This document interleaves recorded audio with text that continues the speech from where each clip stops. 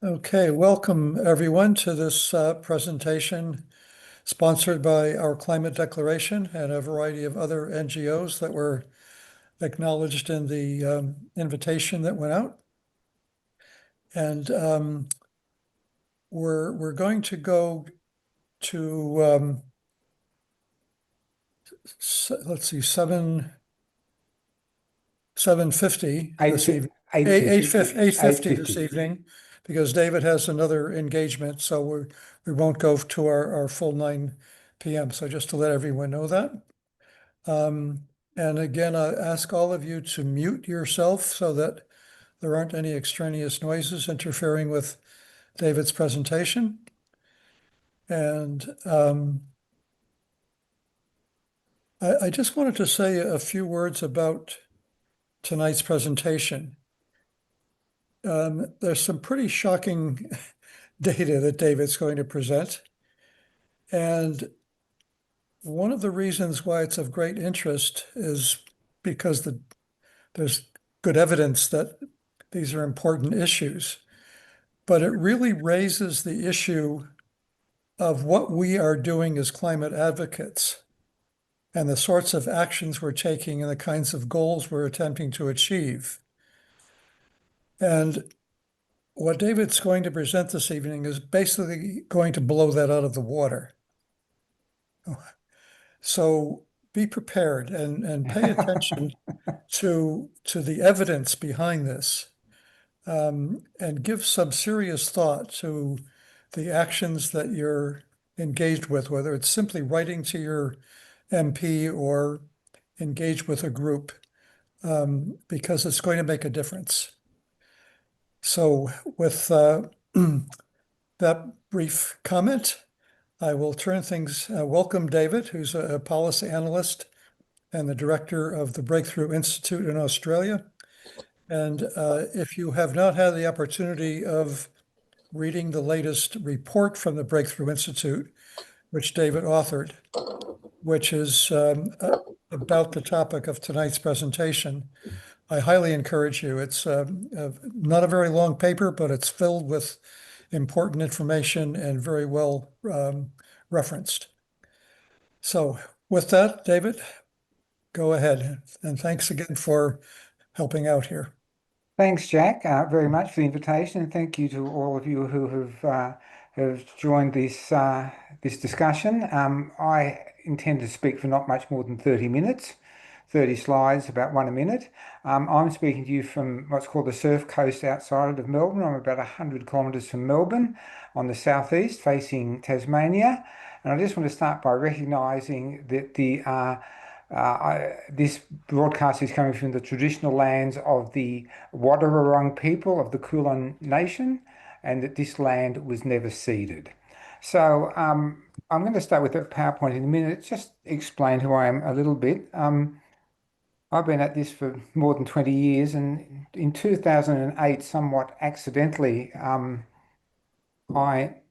I wrote a book called Climate Code Red, The Case for Emergency Action, saying that climate needed an emergency all hands on deck approach. And most people in the climate movement laughed at me and said, that's a stupid idea. But we persisted, and then people like Greta Thunberg picked it up. And in 2008, the Oxford Dictionary made climate emergency their word of the year. So that was my revenge for all those people who had criticised us. And since then, I've done a lot of work on existential risk and how you understand climate risks, and work with some retired security leaders. So I'll just start this PowerPoint. Jack might interrupt me and ask for explanations if I go too fast. Jack has a copy of the PowerPoint, and I'm more than happy for him to email all of you a PDF of this PowerPoint when it's finished, so that you have it if you want to look at it. So give me a yell if anything doesn't turn up or you can't hear me. So I am looking for this one. Okay.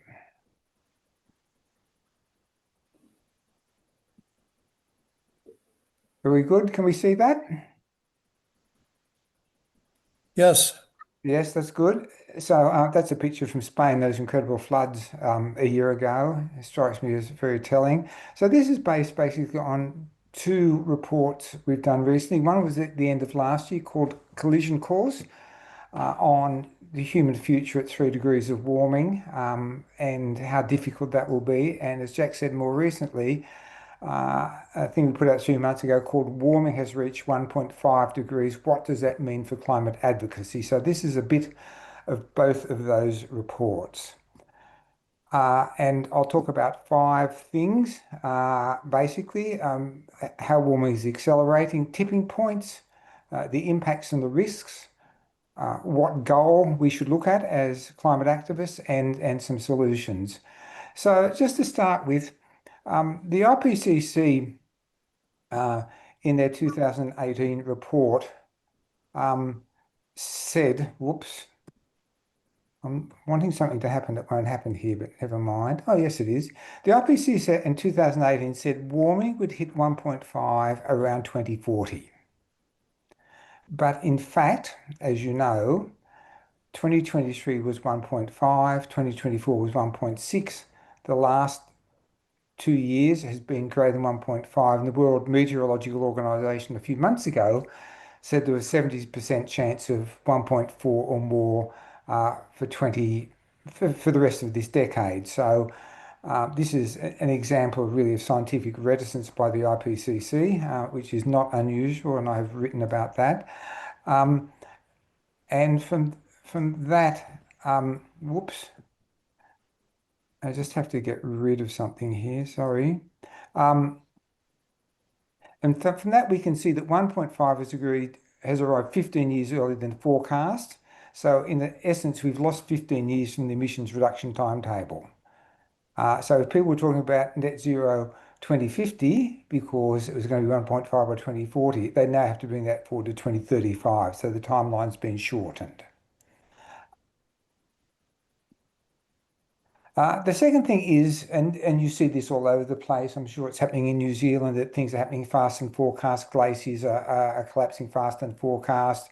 Um, Many of the impacts are faster than were forecast. And Catherine Hayhoe, the chief scientist for the Nature Conservancy in the US, says, quote, this is happening at a much faster rate than in the past. If anything, we are much more likely to underestimate the impact of those changes on human society than overestimate them. And then there's one example here. We had some dreadful fires in 2010 in my state. They were called the Black Saturday fires. And they were of a fire intensity not projected then to occur till 2080 or 2090. So this is what's happening. It's faster than forecast. Um, Last week, some very reputable Australian scientists from the University of New South Wales and from the ANU, led by a scientist called Nerily Abrams, produced a paper surveying a survey of what's happening in Antarctica, and it was pretty shocking. And so I'll just quote from one of the things that they said in that paper. The tipping point for unstoppable ice loss from the West Antarctic ice sheet could be exceeded even under the best case emission reduction scenarios.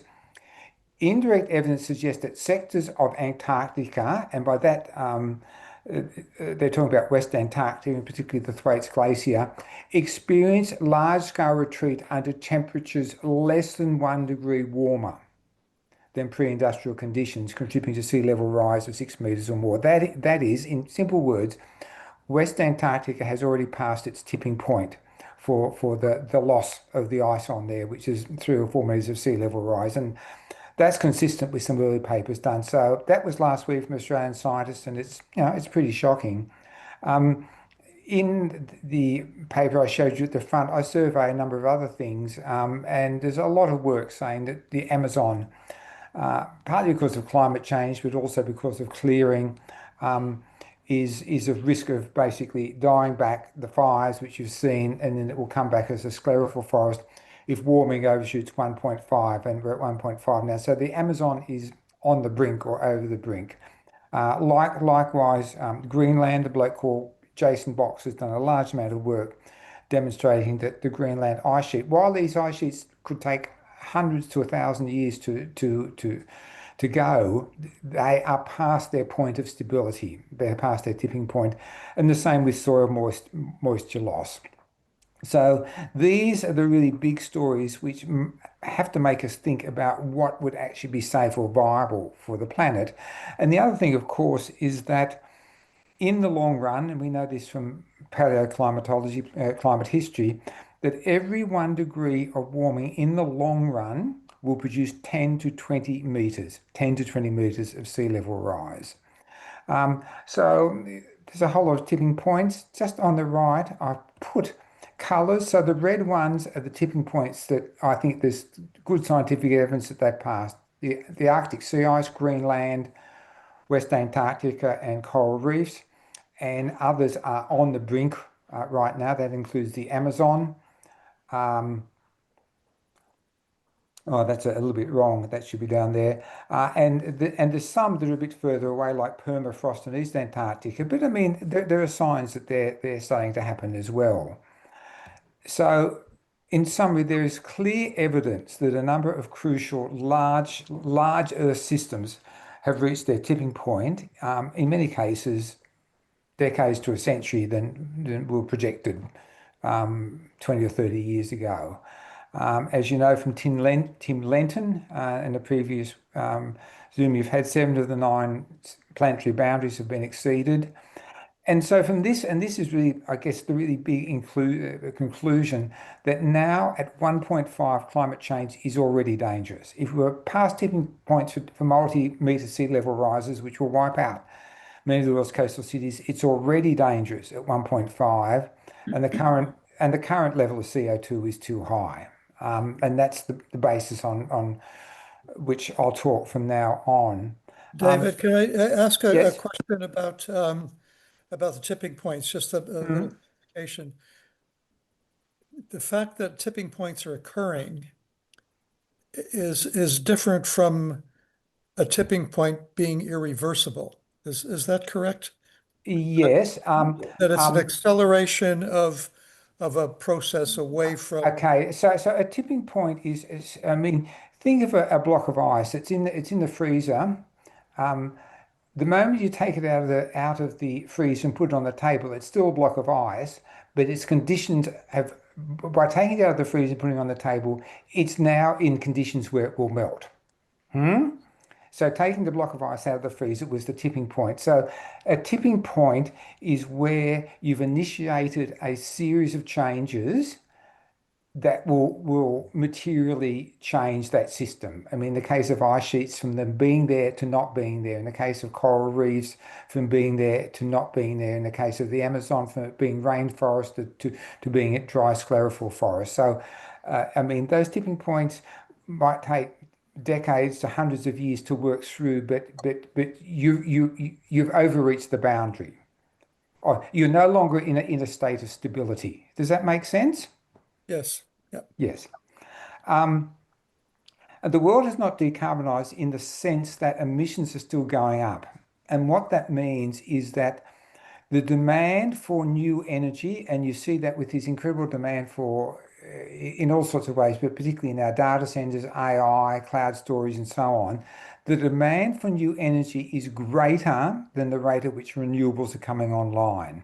So basically, so far, renewables are providing supply for the additional demand, but it hasn't cut into the existing demand yet.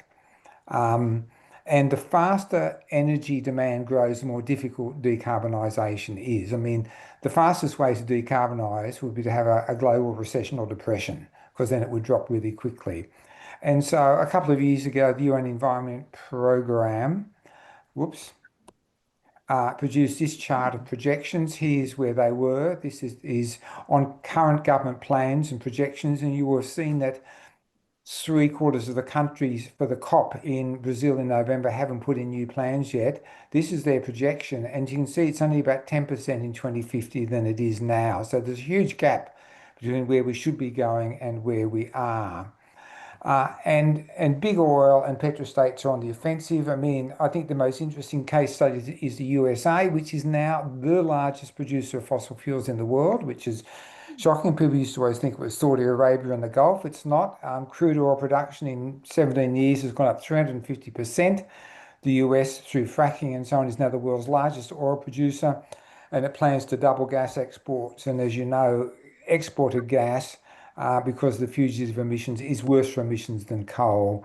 And so you get, headlines like this: major banks abandoning their alliances, Exxon sees high use, America's running out of power, BP to renewable, abandon renewable targets. So big business and big oil are actually moving backwards. And so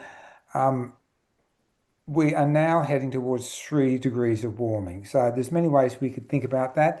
The first is we've got 1.5 degrees now, with more in the system, and there's a thing called Earth energy imbalance, which is a measure of how much more warming is to come. And that Earth energy imbalance is a bit over 1 degree at the moment. So that means that for the present circumstances, it'd be 2.5 degrees. You can calculate it various other ways. If you take what carbon dioxide, the current level of carbon dioxide would produce at equilibrium when the system sort of is back in balance, that's about 2.8 degrees. So, we are heading towards 3 degrees plus, and the majority of scientists think that. So what's driving this incredible level of warming? And I mean, we are already now at 1.5 degrees warmer than modern humans have ever previously experienced. So we are in unknown territory. So what are the drivers of 3 degrees? Continuing high emissions, which we've just seen. A decrease in sulfates. Sulfates are a byproduct of burning fossil fuels. They're the sort of things in the air, don't stay very long, and they combine with water vapor and cause and produce sulfuric acid, which is rained out as acid rain. And China in particular has done a lot to clean up its dirty sulfur heavy emissions. But sulfates also have a big cooling effect. So decreasing sulfates has actually led to an increase of about 50% in the rate of warming from zero point 0.2 per decade now over the last couple of decades to about 0.3. The third thing is we're getting decreased reflectivity, partly because fewer sulfates mean less low clouds, and of course the sea ice is retreating. Some of the carbon stores, which have always taken down CO2, are now becoming carbon sources, including parts of the permafrost, the Amazon, and so on. And the ocean is becoming less efficient at storing CO2 and heat due to some changed circulation patterns. So, David, can I ask a question yeah. about the global cooling? Mm. How much has that contributed to suppressing the the amount of warming that Warming. we Well, recorded? Is it about a half a degree or a full degree? this is the $64,000 question. For people who follow Jim Hansen, who was my inspiration when I started this work, he's been writing about it for 20 years. So sulfates, a byproduct of burning fossil fuels, have a strong cooling effect. Traditional orthodox science says half a degree. Jim Hansen says it may be 1 degree. The problem is that some satellites, when Hansen was at NASA, that were supposed to be put up to actually measure sulfates directly, crashed, and so there's never been direct satellite measurement of sulfates, so they don't really know. But I think Jim Hansen's probably right because he's never really been wrong. I mean, he's sort of the godfather of modern climate science and a brilliant man, and he says probably close to 1 degree. So that those sulfates are masking about 1 degree of warming, I think, which means that if you stop burning fossil fuels tomorrow, and those sulfates disappeared, you'd get immediate jump of at least half a degree in Yeah. warming. So just so people understand, it's not um, the carbon emissions from the aerosols, it's the particulate matter, isn't it? That is causing the cooling. It's particulate matter. But it's also it's particulate matter, but it's also sulfur compounds that combine with water in the air to form sulfuric acid. Yeah, and So those sorts of particles yeah. present major health impacts. Yes, yes, they produce acid. People They are, yeah, produce acid yeah, rain, and also the particulates have huge adverse effects on people's lungs. yeah, and many governments are now trying to clean that Yes, up. and that's what They're China helping did, and a that's what good public China health did. measure, Yeah, but it's having an impact on yeah. increasing Yeah, and the same temperature. thing. I mean, the most sulfur-intense fossil fuel has been bunker fuel used in international shipping, the dirtiest fuel in the world. The International Maritime Organization mandated lower sulfur fuel a few years ago, and so in the last few years, the greatest warming has been over the North Atlantic, because that is the busiest shipping lane in the world, and the pulling off of those aerosols with cleaner shipping can be really seen there. Yeah, So the risks are not only individual, but they're what they're called cascading. They interact and affect each other. And so a very simple example, as you know, in the Arctic, the sea ice is melting. The ice that floats in and that fluxes between summer and winter on the Arctic Ocean is decreasing. More heat is coming into the Arctic. What is that is doing is helping to increase the rate of melting of the Greenland ice sheet. And off the bottom of off the southern end of the Greenland ice sheet, that huge flux of fresh water into the North Atlantic is actually slowing down the Atlantic meridional overturning circulation, which is a circulation that actually takes hot water from here up to there. So it actually flows down here, but it flows all the way, picks up a lot of heat here, and then flows up to North America and on to UK. And without that flow, the UK might be 10 degrees cooler. So increased melt from Greenland is slowing down AMOC. Slowing down the AMOC is actually changing the climate in the Amazon. Sorry, it will lead to higher sea levels, the change in AMOC. It also will affect the West African monsoon, and it is affecting with less rain on the eastern Amazon, which is leading to the drying of the Amazon, more drought, more fires, more CO2. And of course, the Amazon produces more CO2. That's more greenhouse gas, and that feeds back. So this is just an example of those cascades in the system and how they interact. Um, a slightly different point, but an interesting one. And this comes back to 1.5 and what's safe. So this is just a chart of Earth's temperature in red, the sea level in blue, and the amount of CO2 in green over the last 800,000 years. And you can see CO2 here is now way above where we've been. And over that period of time, the climate basically zigzags between two states, what's called interglacials, which is where we've been for the last 10,000 years here, what we call warm climate, and as you know, at the opposite end, glacials, which is where we were 20,000 years ago, the last ice age. And so the planet has zigzagged between these two sort of two states, and it's a very consistent pattern. Um, so the last ice age, here we are, and here's where CO2 is now, and of course, temperature and sea levels will eventually follow up there as well. Now, the interesting point about this is that there is stability at the glacial level, and there's obviously some stability at the interglacial level, but in between there's not, because you see that zigzag. And people say, oh, well, we've gone a bit higher now. We've gone, to 1.5 degrees, you know, but the fact is that now where the climate is, and you just think about the evidence we've seen, this is not a point of stability, because we've got ice sheets that are melting, we've got forests which are transforming, which are releasing CO2, the permafrost is melting. So even if you tried to stop warming at the present level, more CO2 would come out. So 1.5 to 2 is not a point of system stability, which is what the hothouse Earth scientists said. So really the choice we've got, and this is really dramatic, is that we've actually got to get back towards where we were before 1900, that is cooler system, back to a point of stability, or accept that it's going to go to 3 degrees or more, because in climate history, this has not been a stable place. In fact, the last time, I mean, CO2 levels in the atmosphere, carbon dioxide levels in the atmosphere are 400 parts per million, 430 parts per million now. The last time they were at that level, temperatures were 3 to 6 degrees warmer than now. So that points to the fact that that's where we're going for the current level of CO2.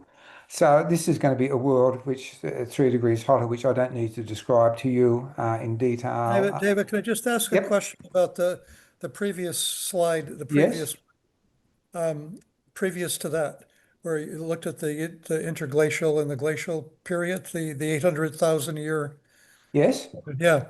The point being there that the increase in temperature and sea level rise and so on has all happened relatively quickly. Yeah, they track each other. Yeah, but the returning to its previous base takes much longer. Yes, it tends to zag up really quickly, warm really quickly, as you see here, warm up quickly, and then take longer to get back down because you can release a whole lot of carbon dioxide in a hurry, but it takes much longer to draw it back down. Yeah, when you want Uh, to comment on the implications of that for Well, governments thinking they can deal with overshoot?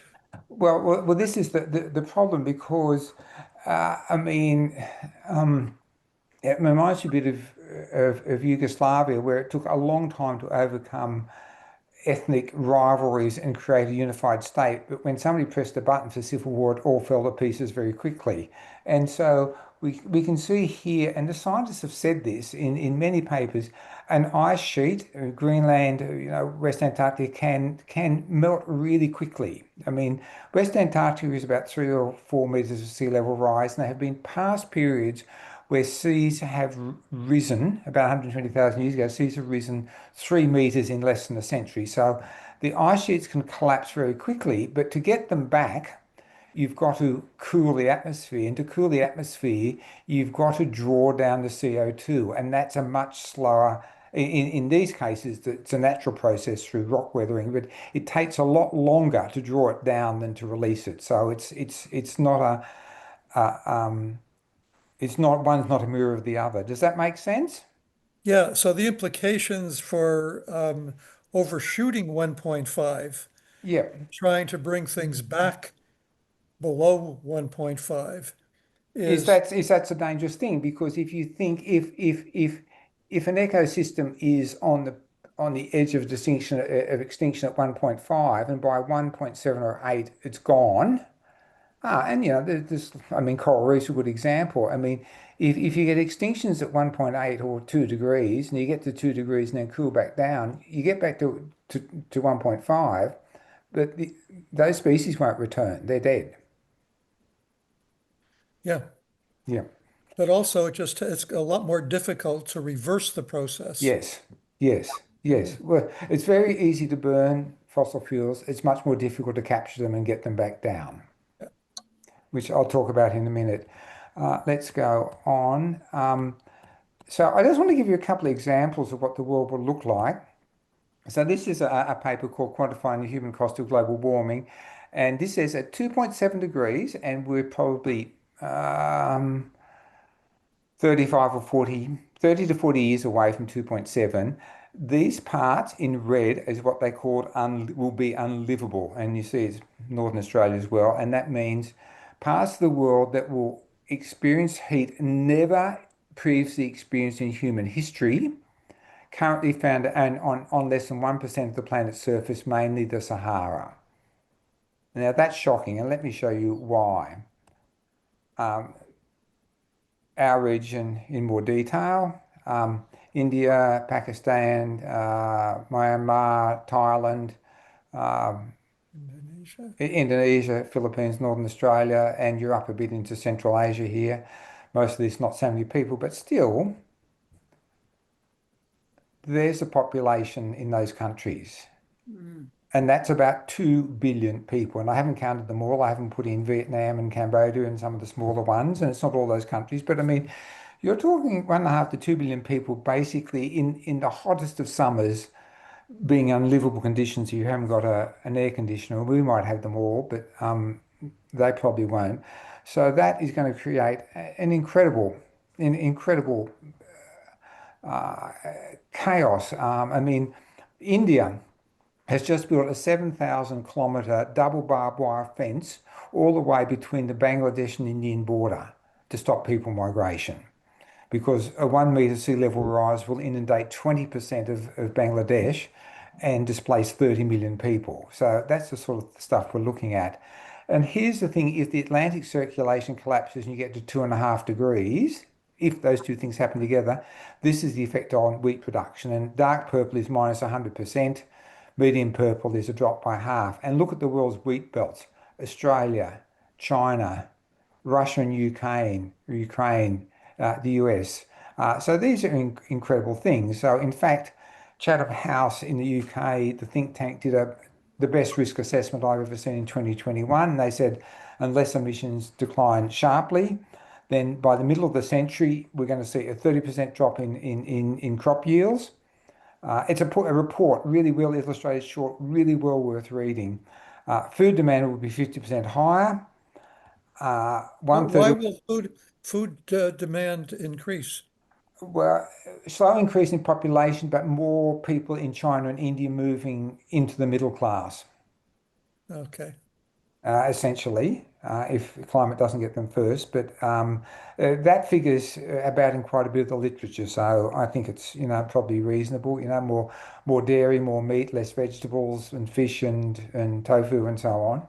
1/3 of cropland will have a severe drought each year, and they said this will drive political instability and fuel regional and international conflict, which is already the truth. So that's where we're going.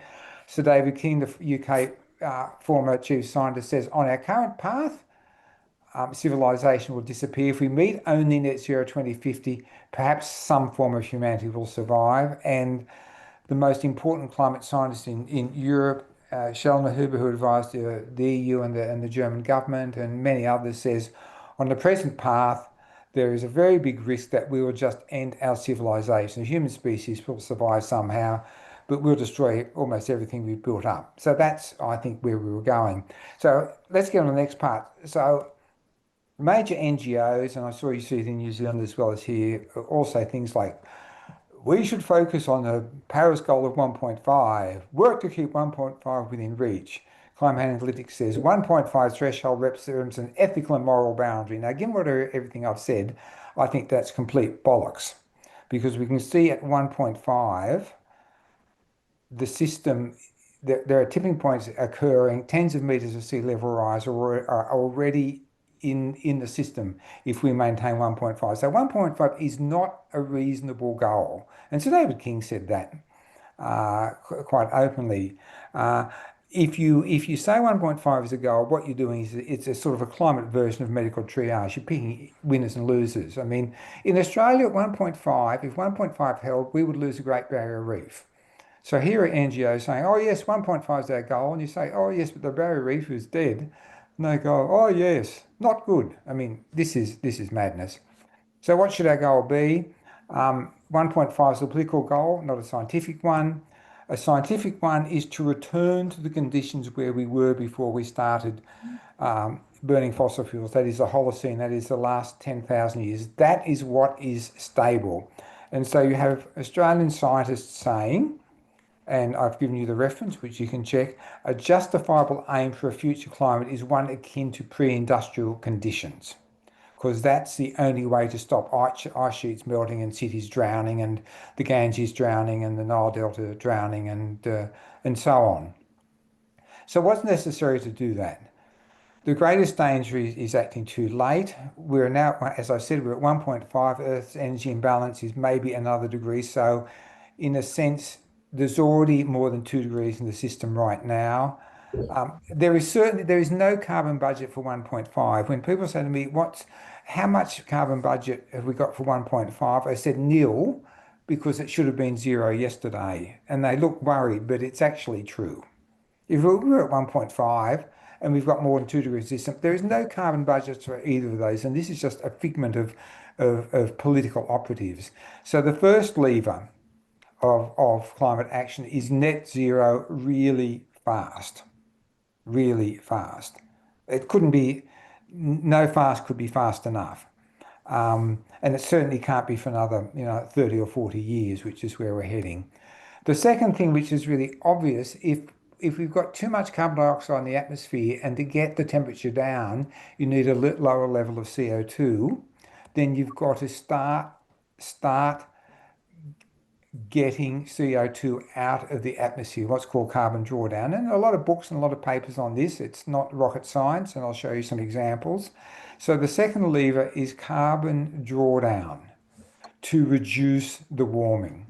And there are many examples of that. I mean, there are nature-based ones like, for example, restoring degraded forests. I mean, you restore the forest, more photosynthesis, draw down carbon. Regenerative land management, land that's properly managed and the water's properly managed will hold a lot more Oh, carbon. yes. There's some which are more enhanced mineralization. That's the natural process, doing it quicker. I mean, there's a whole literature on this I won't go on to. Some of them are really well demonstrated. Some of them are more speculative, but I mean, there's a lot of work being done. And then there's the technical ones. I mean, Schellenhuber is a big advocate of building everything out of wood. Because if you grow trees, store the carbon, and then store it in buildings, that's a really effective version of drawdown. Um, some people think they can build machines, and there's that thing called bioenergy with carbon capture and storage, which the fossil fuel industry love, which is a bit of a scam, but that's another whole conversation itself. But I mean, there are many existing and feasible ways to draw down carbon. The question is how fast you can do it. David, And could you speak for a moment to the marine upwelling? I'm not sure we know what that. One of the things that's happening is that because of warming, the top layer of the ocean, there's what's called ocean stratification. So the warm layer on the top of the ocean absorbs most of the heat, obviously, from the atmosphere, and it absorbs most of the CO2. And then that uh, through vertical circulation gets drawn, the CO2 and the heat gets drawn down to the deep ocean where you can store a lot more of it. But because of climate change, that's not happening. And there are various proposals to try and get that movement of the ocean to happen again so it can draw down a lot more CO2 and heat. And that, I mean, in terms of the basic science, that's absolutely true. Oceanine fertilization is trying to increase the amount of algae because algae suck down a lot of CO2. But I mean, there's problems like algal blooms, and so like none of these things are easy. But I'm just putting what are the sort of things that are being looked at. I mean, these two are solid gold to start with. And then the third and more contentious thing is that we're already past tipping points, as you can see. I mean, glaciers are in the process of melting. We really need to get the heat down now um, um, before that carbon drawdown can work. And so that's what's called direct cooling to try and get some heat out of the system. Um, and so that's the third lever. And direct cooling is things like increasing the reflectivity of the surface. There's a whole thing that a guy called Ye Tao did about mirrors, using mirrors to bounce more energy back, which is an interesting idea. And mirrors are cheap because they're just basically sand and water. Um, Marine cloud brightening, which is being tested here and in the Arctic, that if you can spray salt water in the atmosphere, you can create more clouds, and more clouds stop incoming radiation to an increase reflectivity. The big one is solar radiation management, putting sulfates into the upper atmosphere, which is the most controversial, but that in fact is what volcanoes do. I mean, when Mount Pinatubo exploded, it knocked the temperature down by half a degree for a decade. So it's not out of the realms of possibility. And there's some others which are much more speculative. So just schematically, the three levers are, let's say this dotted line is 1.5. And once you get about 1.5, you get really dangerous temperatures and impacts. I mean, in fact, it should be lower. Maybe this should be 1. Obviously, on the current path, we're shooting way past 1.5 and we're into this incredible danger period. So if we get to zero emissions fast, we can bend that curve down. Then if we can draw uh, CO2 out of the atmosphere, we can actually draw the curve back down.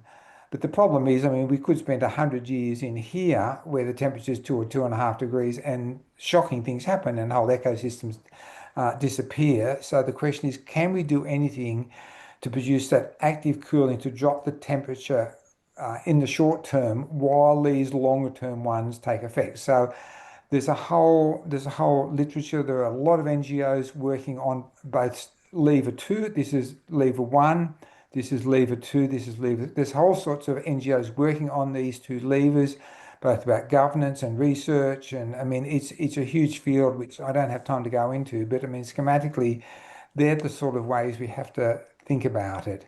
And so the big question is this: what's the least worst option? And a lot of people say, oh, we shouldn't interfere with nature, but we have, and ecosystems are dying. So not interfering with nature is not a viable choice anymore. Time is not on our side. Delay in research on these things and the interventions may no longer work. So while these things might work at 1.5 or 2 degrees, you get to 3 degrees, they won't work. So we really have to do this quickly. And people say, oh, I'm worried about this intervention, this drawdown, this cooling, might produce a bad effect. But they're not comparing apples with apples, because it's not a question of whether interventions might have adverse effects, but it's not a question of the interventions worth what we've got now. It's a question of, do you want the intervention or do you want a world 2 degrees hotter? And so this is the question that I find most effective. And this is a very pragmatic question. What is the least worst option in terms of the tools we have now? And there I will leave it. And thanks very much for your time. I took a bit longer than I promised I would, so I apologize. No, no, well, that's my questions were drawing out your presentation, but that's fine. A couple of questions before I turn it over to the participants. What is the temperature at which hothouse Earth is triggered? Do we know that yet?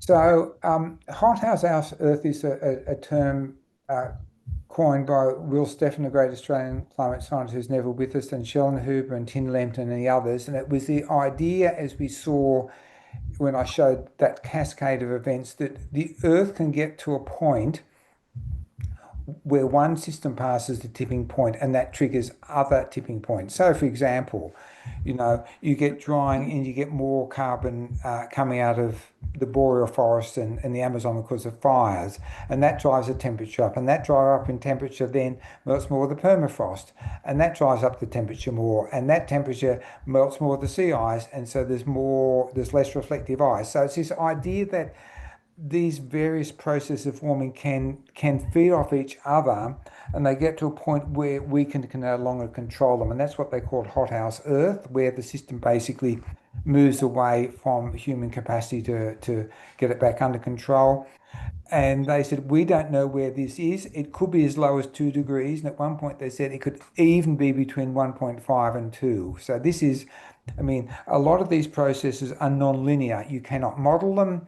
You can't put numbers on them. I mean, people want to put numbers on everything, but you can't. I mean, these are processes that will happen.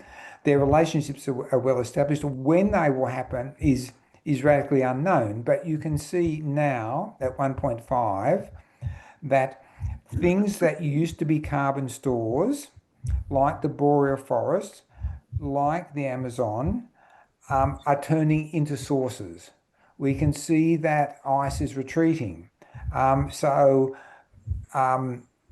This is a question of risk management. How many cars do you want to deal? How close do you want to get to the edge of the sun without falling in?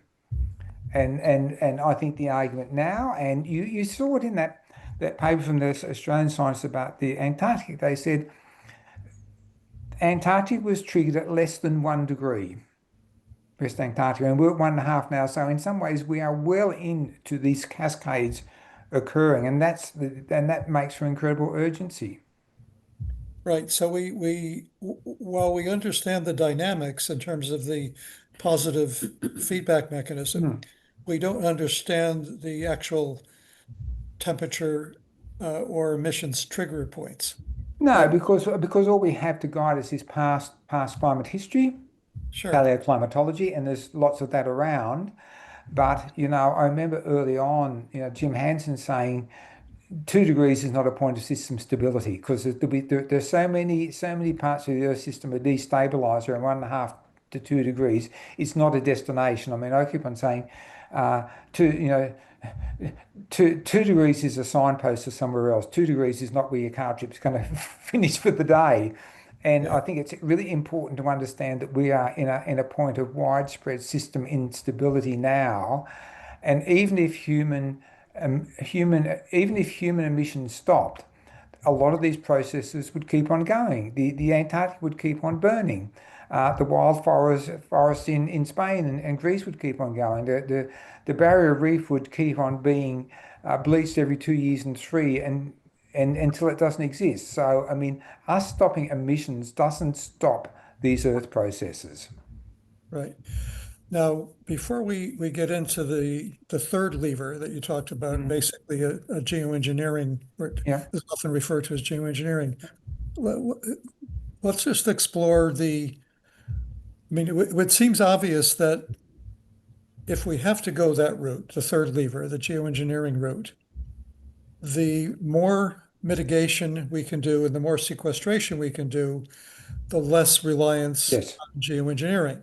Absolutely. So trying to understand how we could optimize mitigation and optimize sequestration Mm. would seem to be important issues. And Yes. um, one of the things I was interested in your paper on this, where you talked about the first lever, um, the issue of rationing fossil fuels didn't come up. Mm. I'm wondering if you have any thoughts about that. You may be aware of the tradable Yes. energy Yep. quota system as a means of actually controlling emissions by controlling inputs. Well, funny you should ask that because when I started on this back in about 2005 or six, George Monbiot had just written a book called Heat, in which he advocated for what he called carbon rationing. And I was actually an advocate for in Australia and talked about it a lot. And that was the idea. I mean, you've got essentially you've got three ways to bring down carbon emissions. One is, as we can see with coal-fired power, that a new technology actually makes it better. So it goes with enhanced technological change. But for things like air travel or gases, which are the basis for all our plastics and all our products, there is no easy path, except not going on a plane, which is a very good idea. And so, given that you've got two ways to reduce fossil fuels, this is Economics 101. One is you can put a price on it, a carbon tax, to try and drive it down. But that is highly inequitable. And in fact, the carbon taxes we've got them in Australia, we've got them in Europe, are so full of loopholes. I mean, there's a carbon tax, but then they give carbon credits to the big polluters and they keep on polluting. Or you say, we're going to tax your carbon pollution. They say, oh, well, we've bought an offset that this forest that somebody will build. So carbon taxes has essentially not worked. Or the other thing is to say every citizen gets a certain carbon allowance. I mean, like during the war, I mean, I'm old enough for my parents to be in the war and they got their sugar and their butter rations and so on. They didn't get stockings and you didn't get a lot of chocolate, but you had rationing of things that were scarce, that you actually ration carbon emissions, and every person, every household, everybody over the age of 15, whatever it is, gets a certain carbon ration which gets ratcheted down over time. And you've got to live within your carbon budget.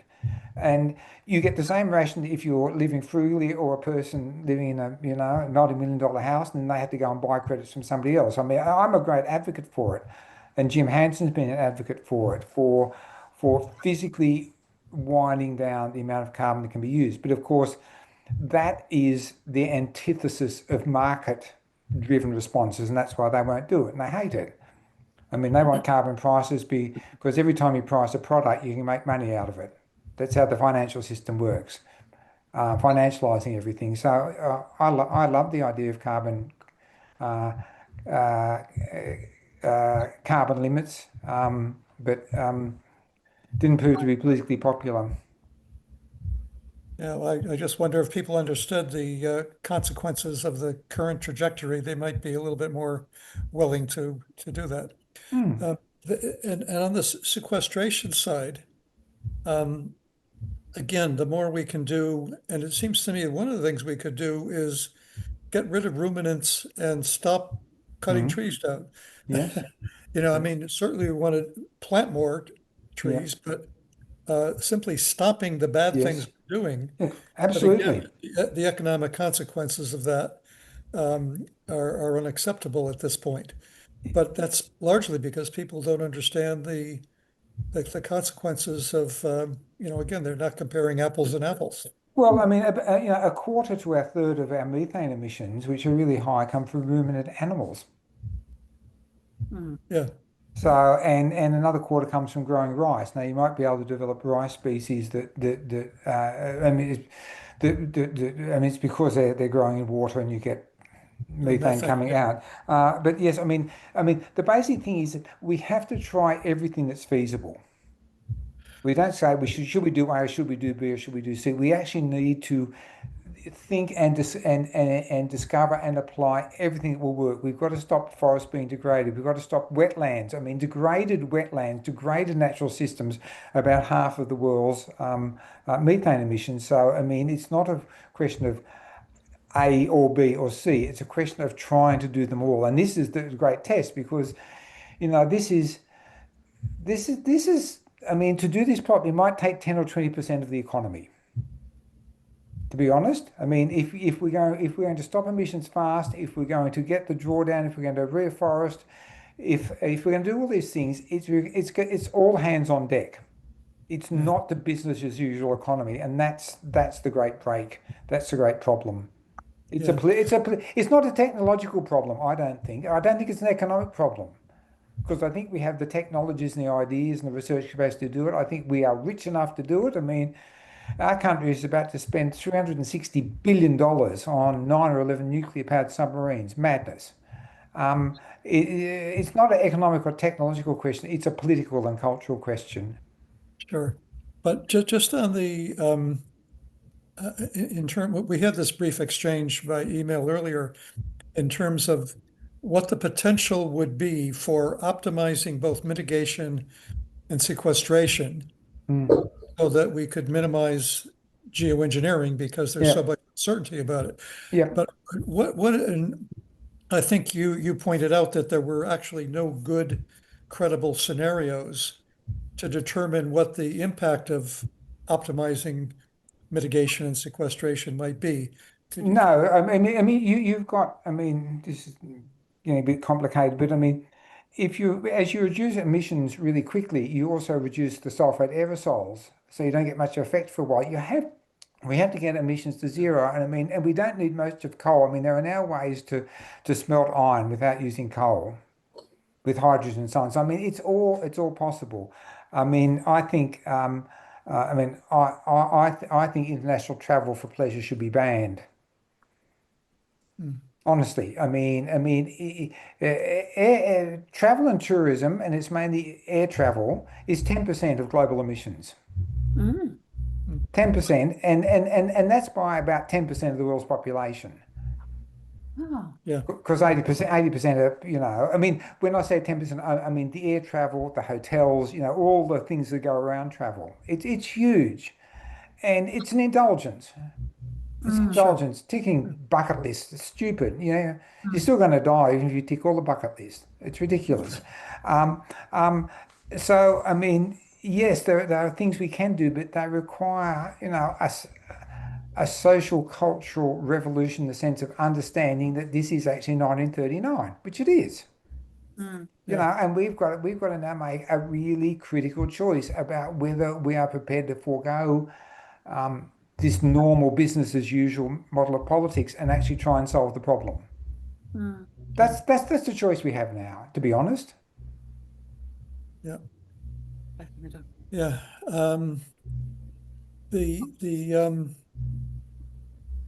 So we don't really know, though, what the potential is for optimizing mitigation and sequestration in terms of what Mitigate as fast temperatures. as you can. I mean, how much carbon can we draw down? Well, let's think about it. You know, we put 40 billion tons of carbon dioxide in the air each year. 40 billion tons. And we've been doing it increasingly for 100 years. So, you know, to pull down 40 billion tons a year would be a huge undertaking. I mean, you can do calculations about the amount of land, the amount of water, and so on. But if it cost $100 a ton to do it, when you emailed me, I did some rough figures. So to draw down each year, once we get to zero, to draw down each year the amount we're putting up each year, I think would probably cost 3%, 4% of the global GDP. So it's doable, but it requires some very large decisions about how we as a global society spend our resources. Yeah. Yeah. Open it up. Okay, so Got some questions? well, there's the issue of the third lever. And obviously one of the big questions about that um, has to do with the negative impact, potential negative impact, as well as the Hmm. positive impact and what the Yep. net benefit or will be. It seems to me that we're going to need a fairly high threshold for accepting geoengineering to ensure that it in fact won't make things worse Yes, overall. As I agree. It's got to be of net social and environmental yeah, benefit. And but absolutely, but do we even have time to do the research on that? there's a lot of research being done on it. Tracking research on geoengineering would be a full-time job in itself. But is it looking, There's so many papers coming out. I mean, there are NGOs springing up everywhere. There is a huge amount of work beneath the surface being done on this. And for anybody read Kim Stanley Robinson's The Ministry for the Future? If you've right? read that, you know, there's a scenario in there where it gets so hot in India and people are Yeah, dying everywhere that the government just decides to do it. They don't wait. They just say, we're just right. going to do it because it's the least worst option. Yeah, And that's what I yeah, was trying to say. I mean, we have to understand where it's of benefit, but it has got to be on the table because all the ethical and moral and governance stuff won't stop somebody doing it if their country's about to collapse. Mm. that's right. But just given the large increase in research on geoengineering, how much of it is actually looking at the broad impact on the biosphere A beyond lot, a lot, simply cooling? Yeah, a lot. well, that's encouraging. Yeah. Yeah, yeah. It's about a Okay. field I'm about to spend 3 months in deep dive in it and try and read the literature. So I might be able to answer that question in 6 months' time, but I can't now. No, I appreciate it. It's a big one. Okay, let's open it up to questions. And Gavin's got his hand up. And if others who wish to make a comment or ask David a question, please use the hand icon to indicate your interest. And I'll And Jack, I might take 3 questions at a time so I don't talk so much. okay, go ahead, Gavin. Start off.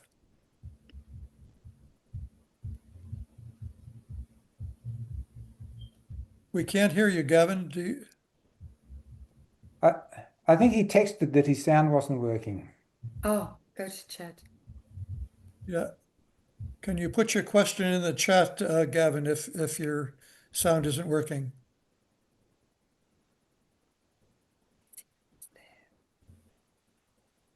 He's waving his hands about, but I think you might have to email him or text him.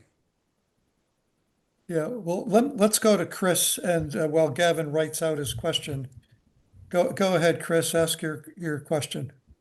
Go for A pretty chilling presentation, Dave.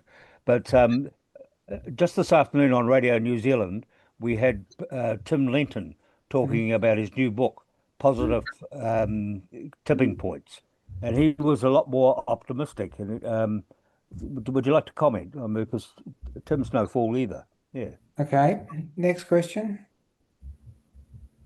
Well, why don't you answer that one while I think Gavin's still Uh, trying to work out his.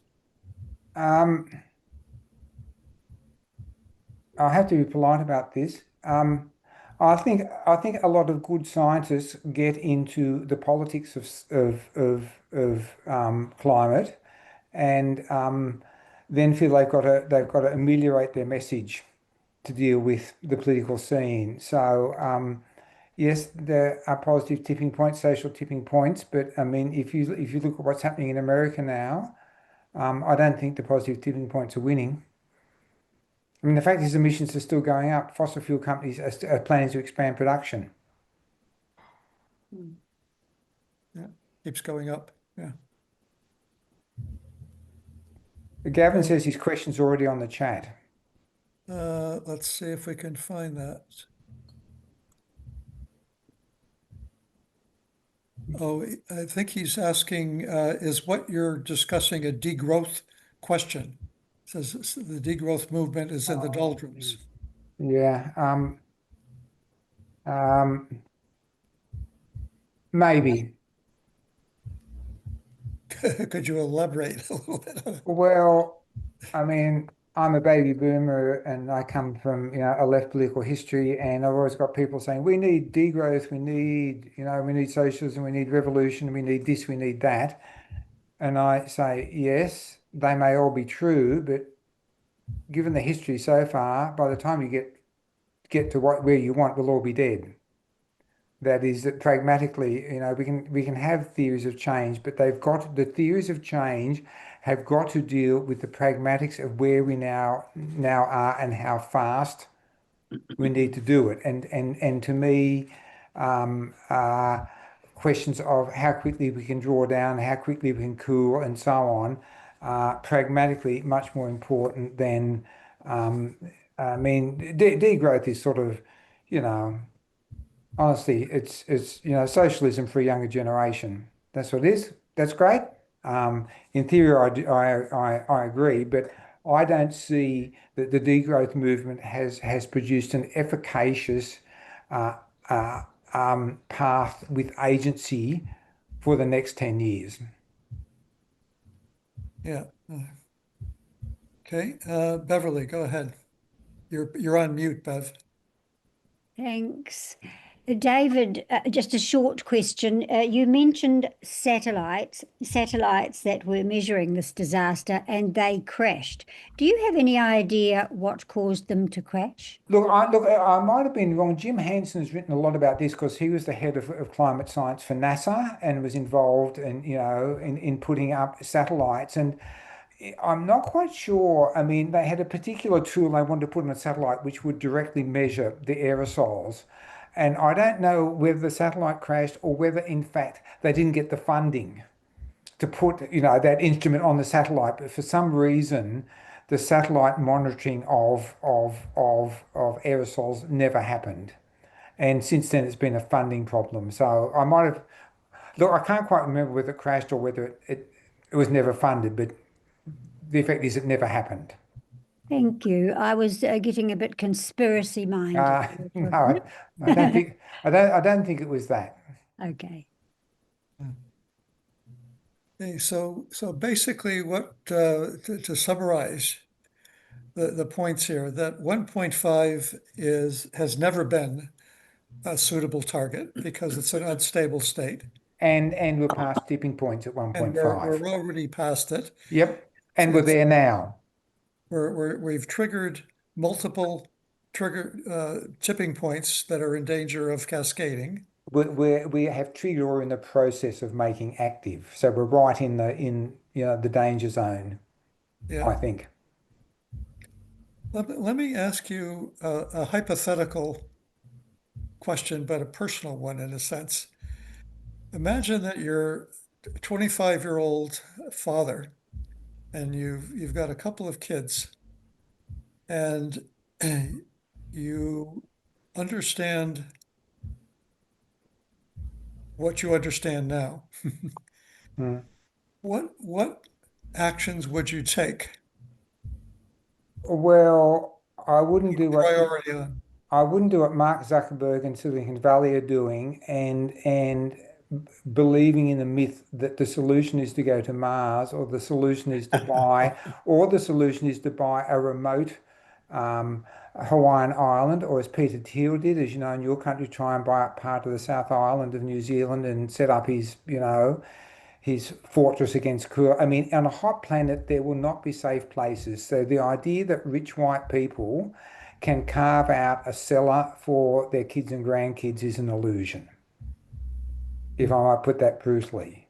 I would say try and give the kids the skills and the capacity to understand and be active and to be engaged.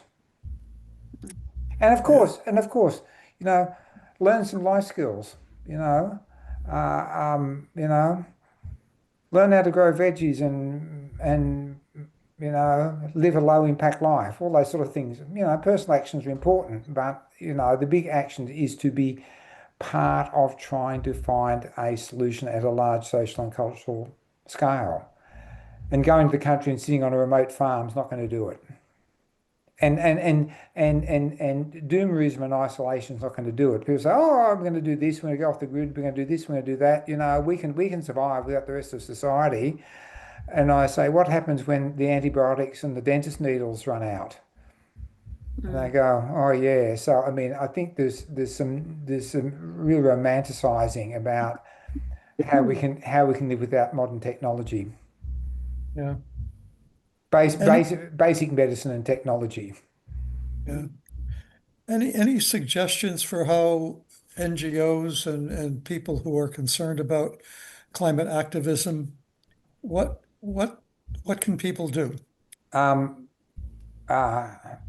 with other people to speak the truth. Yeah. I mean, when Roger Hallam started up Extinction Rebellion and Greta, they both sort of cottoned on the idea, which had sort of come from us, about the climate emergency. And I mean, one of Roger Hallam's in exile, his three initial demands were: tell the truth, this is a climate emergency, people's assemblies. That was, that was the starting point. And it mobilized a lot of people. And Greta, I mean, Greta adopted the same view. This is a climate emergency. We've got to be angry. We've got to be direct. No bullshitting, no compromising, no negotiating with yourself because you're an NGO on a large salary about what you can and cannot say. Just go out there and call it like it is and organize with people and be frank. And it's not a question of fear versus hope.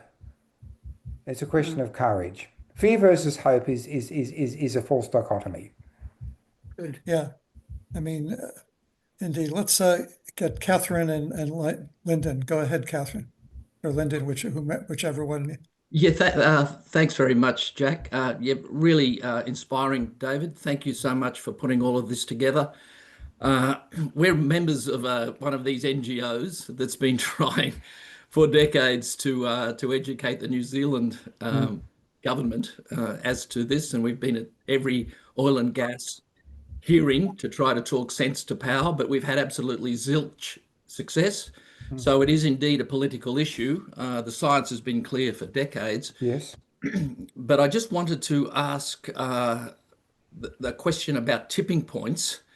I think you were pretty clear in that once a tipping point is passed, we're not going back in any time frame that's relevant to humans. Is that the...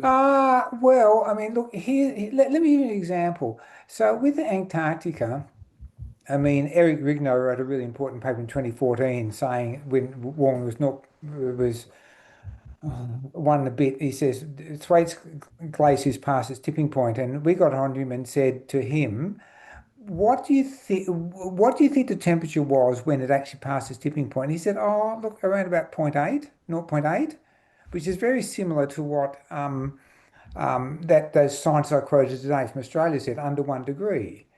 And so if you wanted to stabilize, to stop West Antarctica melting, you'd have to get back under 0.8 of a degree. And some scientists say that you probably have to get back to pretty much towards zero, because the path up and the path up and down the mountain, it's called hysteresis, are not necessarily the same. So I mean, if you can cool the system enough, you can stop some of this.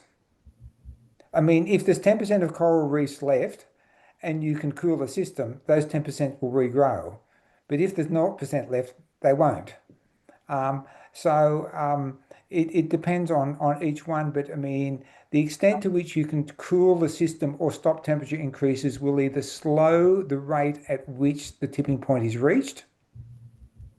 So, I mean, if you get to 1.7 or 1.8 degrees, it's going to be a very different fate for Greenland or West Antarctica than if you get to 3 degrees in terms of what happens in the pace. So, I mean, I think they're all things to take into account, but a lot of cryosphere glacial scientists saying you might have to get back towards 0 degrees of warming to actually regrow those ice sheets, if that makes sense. Yeah, that makes sense. So yeah, so we're talking centuries to millennia, aren't we? Well, look, we've taken, we spent 100 years putting the CO2 up there. We could take that in 100 years if we had the same endeavour.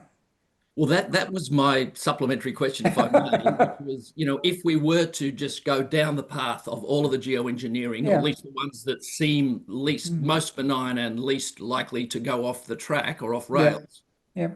do you think that the technology is there to actually pull down significant amounts of carbon and methane out of the atmosphere? Well, I mean, I think you can get rid of a third to a half of the methane fairly quickly. I mean, ruminant animals, waste and so on. I mean, a lot of methane is coming out of gas and coal production, gas refining. I mean, all that can be done. The other half's coming from, in terms of methane, the other half is coming from degraded wetlands. I mean, we can do stuff about that. Okay, it's going to cost a lot of money. We're going to need a green army. But I mean, I think technically those things can be done in terms of CO2 emissions. I mean, as I said, take out global tourism. I know it's a bit of a sad thing, but you knock 10% off emissions really quickly. Restrict the size of cars, restrict the size of houses. I mean, we just gross consumers now. We don't need most of this shit. We don't. So, I mean, if there was a will, there's a way.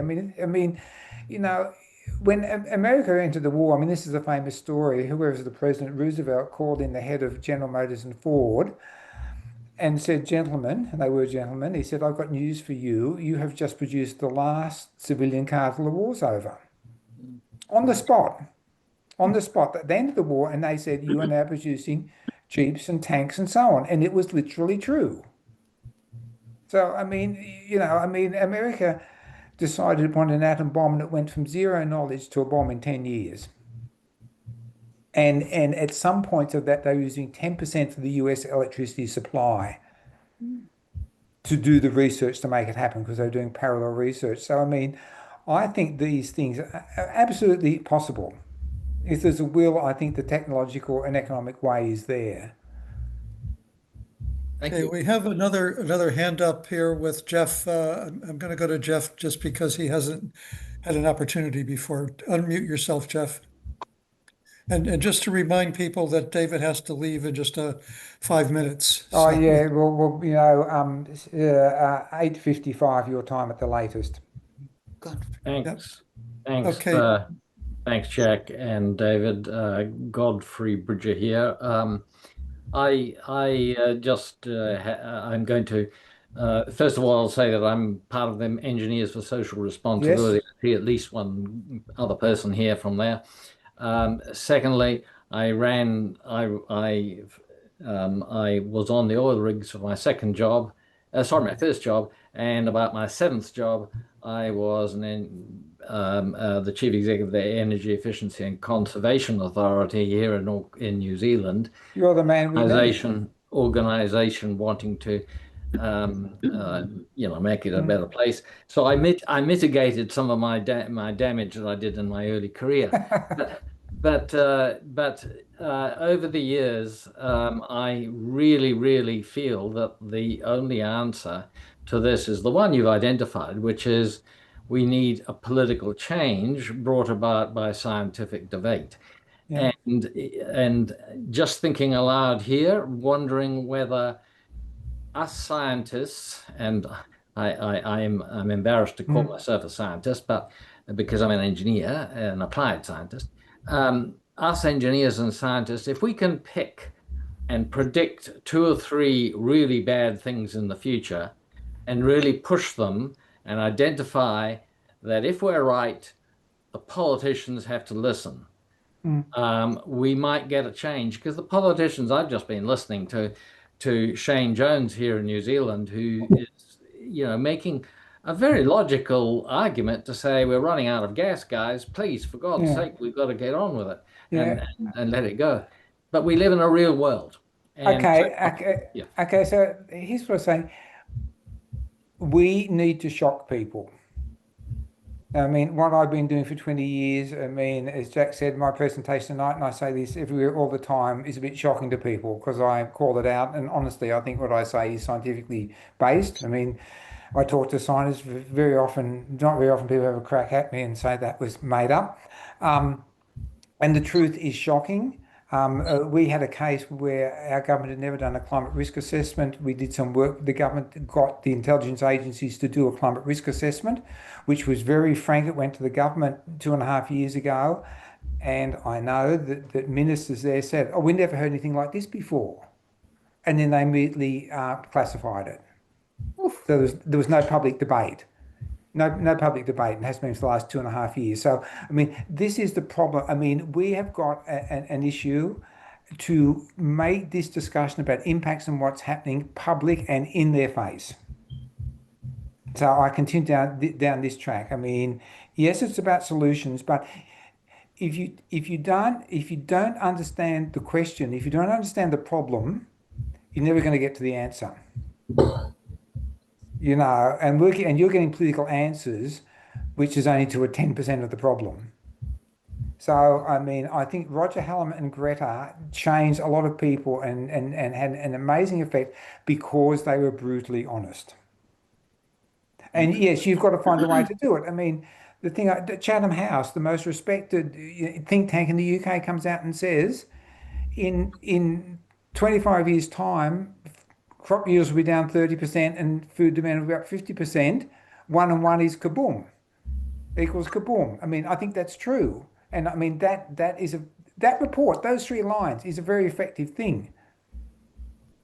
David, the point I'm making though is in order to shock, can we pick a scientifically based event? Yes. So I'm asking you as a scientist, a predictable event that's going to happen in the next 2 to 4 years, and say, then we really have to go. So recently at Cambridge, they had a tipping points conference, and everybody was there around the world. So Dave King, everybody was there, and the Guardian asked a whole lot of scientists at an event of all the tipping points, what is the one that shocks you the most? It was written up in the Guardian. I think you'd find it if you looked for it.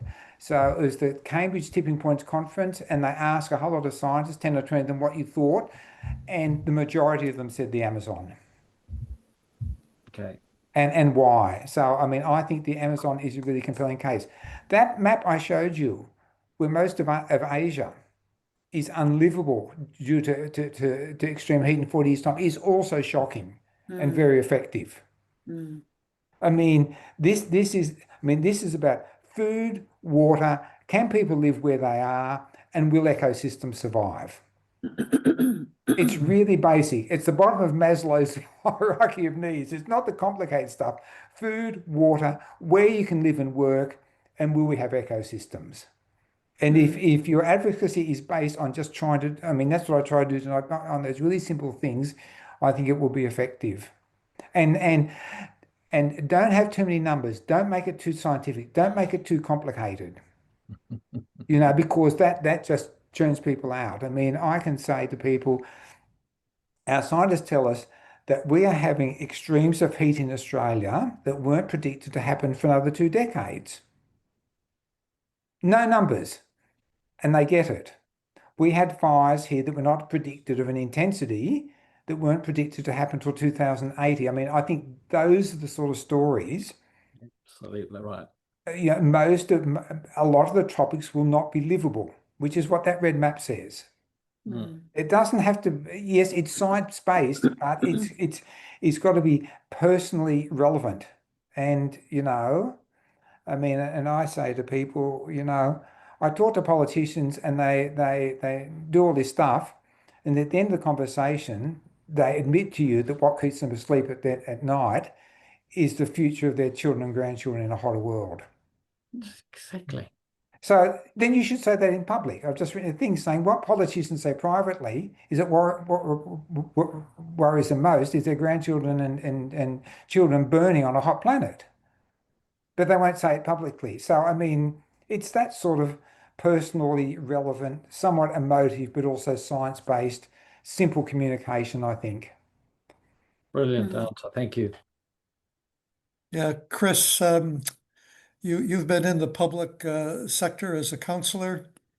Go ahead and you have the last question for David. Oh, sorry, I tried to take my hand down. It's Oh, okay, it's still up yeah, there. yeah. All right, no So worries. yeah.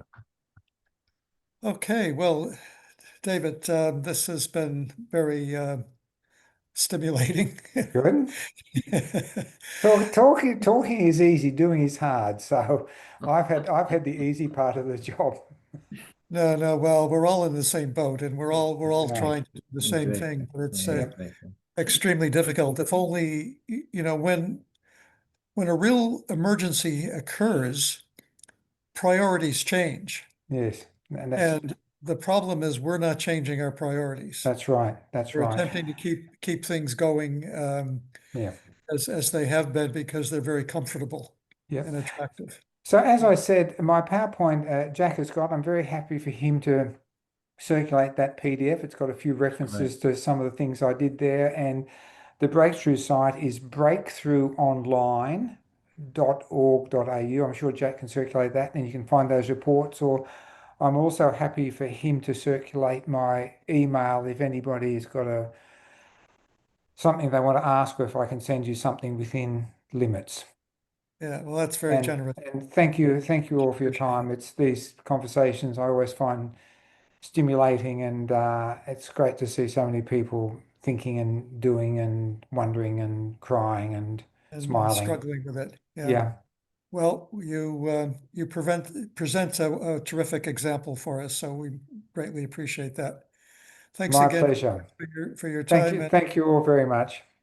Thank you, David. Be well. Cheers. Bye. Take care. Okay. He was excellent.